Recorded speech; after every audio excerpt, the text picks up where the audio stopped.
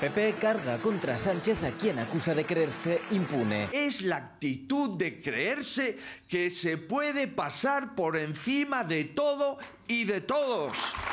Esa actitud chulesca. Esto es populismo en vena. Esto es populismo puro. Y pide movilización. Vamos a hablar alto y claro el domingo votando en las urnas y respondiendo a la carta lacrimógena. Para Ciudadanos, Sánchez está atacando la separación de poderes. Se ha creído que hay personas inmunes. Se encama con separatistas, considera que la impunidad que les ha brindado también le sirve a él. Los socios de la investidura piden a Sánchez medidas para acabar, dicen, con el lawfare. Té les eines per acabar amb aquesta situació de la cúpula judicial, que acabi i que tornem a la normalitat. Que es el momento de pasar de las cartas al boletín oficial del Estado. El PSOE reconoce que es necesario actuar y les pide a sus socios paciencia. Los hechos llegarán. Es evidente que hacen falta cambios, que hacen falta reformas, y esas reformas y esos cambios llegarán. Y ve el ministro de Transportes intencionalidad en la citación de Begoña Gómez. La decisión tomada en este momento y anunciada a través de los medios de comunicación es evidente que solo se puede interpretar en clave electoral. Críticas también de la candidata socialista. Está siendo todo muy burdo, honestamente.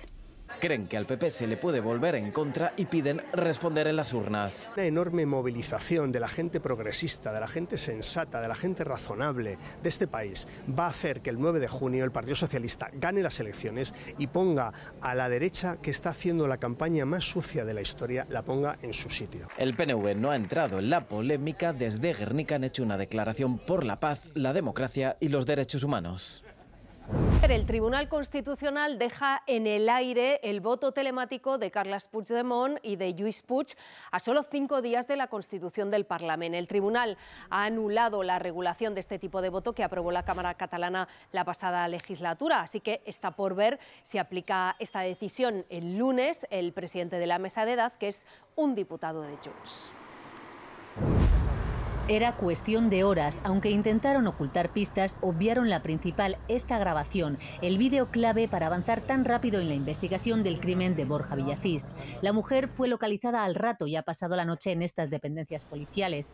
La policía ha desplegado hoy una intensa operación jaula que ha acabado con la detención hace unos minutos en Juncos, Toledo, de los otros 2 sospechosos, uno presunto autor material. Estaban acorralados, lo adelantaba esta mañana el ministro Marlaska. En breve ya se concluirá definitivamente lo que podemos definir como lo que realmente sucedió, las razones, las causas. Uno de los arrestados ha sido identificado como Kevin, hijo de la detenida ayer.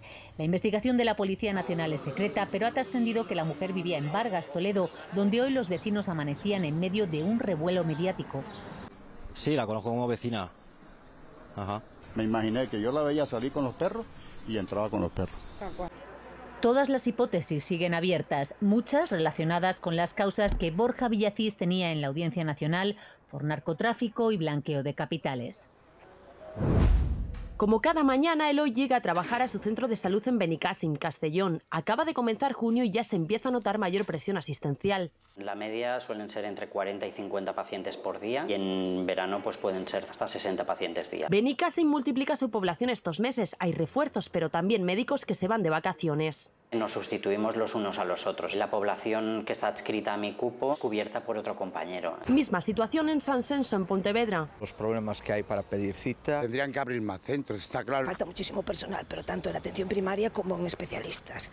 El precio de los alquileres o la sobrecarga asistencial hacen difícil, explican los médicos, que los profesionales quieran cubrir el verano. El año pasado, en San Censo, pagaron la vivienda a los refuerzos contratados. Este año aún no se sabe si repetirán la fórmula. Depende de la gerencia del Servicio Gallego de Salud. Es verdad que nosotros hemos trasladado que en otros años sí que ha funcionado bien. En Gorliz, en Vizcaya, la falta de profesionales ha hecho que se recorten las horas de atención. Este centro no abrirá por la tarde. Esto está colapsado. Lo único que van a hacer va a ser saturar urgencias de los hospitales. Profesionales y sindicatos coinciden en que es un problema estructural que afecta a todo el país y a todos los sanitarios. Es un problema de condiciones de trabajo, de condiciones laborales y entre ellas además condiciones económicas. No se va a solucionar si no se plantean otro tipo de medidas que haga que el ámbito de la atención primaria sea atractivo. Piden un refuerzo general de la atención primaria porque aunque en verano se agrava, la falta de médicos de familia es algo presente todo el año. En Beirut, en la capital del Líbano, esta mañana ha habido un tiroteo frente a la embajada de Estados Unidos.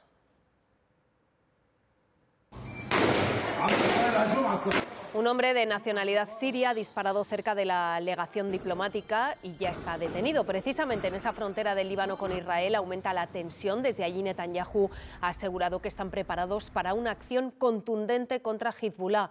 Hoy además es un día delicado en Jerusalén. Los israelíes celebran allí la Marcha de las Banderas.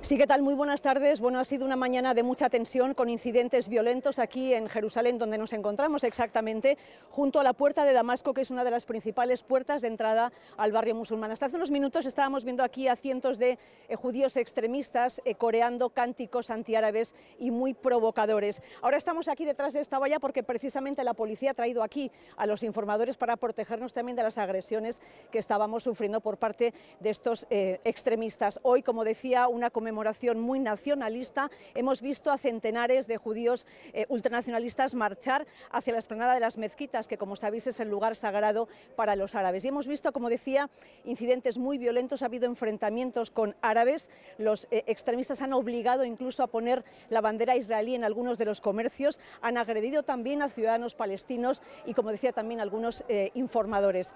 La policía ha tenido que intervenir lanzando gases lacrimógenos, pero en realidad la policía suele estar bastante parada mientras están generando estos incidentes delante de ellos mismos, de los propios agentes de seguridad. Hemos visto también a varios heridos y a varios detenidos esta mañana. Muchos de los palestinos de toda esta zona han tenido que cerrar sus comercios precisamente por miedo. Y esto es lo que ha pasado ahora, pero esta tarde puede ser aún peor porque se espera aquí esa marcha en la que participarán alrededor de 50.000 judíos extremistas, digo, llegados de todas partes de Israel, y en la que van a participar también en esa marcha miembros incluso del gobierno, del ala más dura de este gobierno de Netanyahu.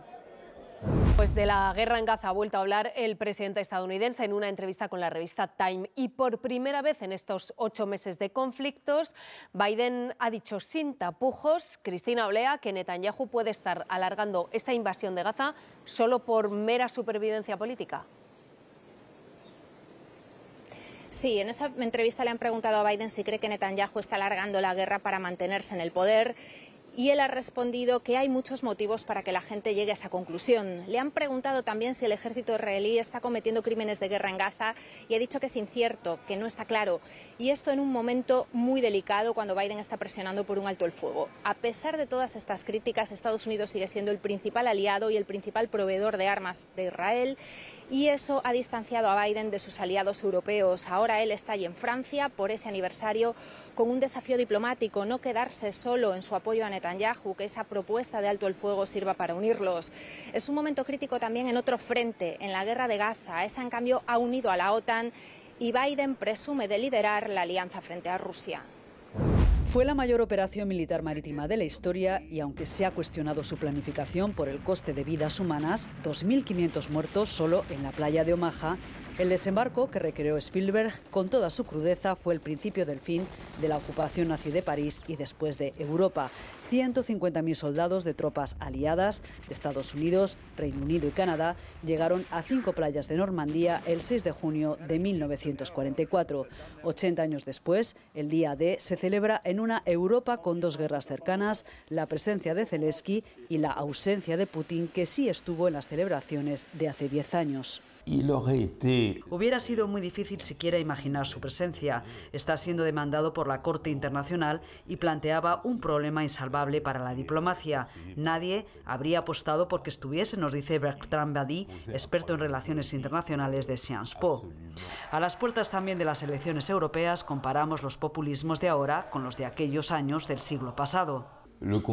El contexto de la década de 1930 no tiene nada que ver con el de ahora. El populismo presente surge del miedo a la globalización. Hay una parte de la población que reacciona ante esto con el nacionalismo, el proteccionismo o el espíritu identitario, mientras que en 1930 hubo crisis interna de la sociedad, explica. Y entre los desafíos que tiene Europa tras las urnas, definir su papel frente a Estados Unidos, menos dependencia, por ejemplo, en el ámbito de la seguridad, y frente a potencias emergentes como China o India.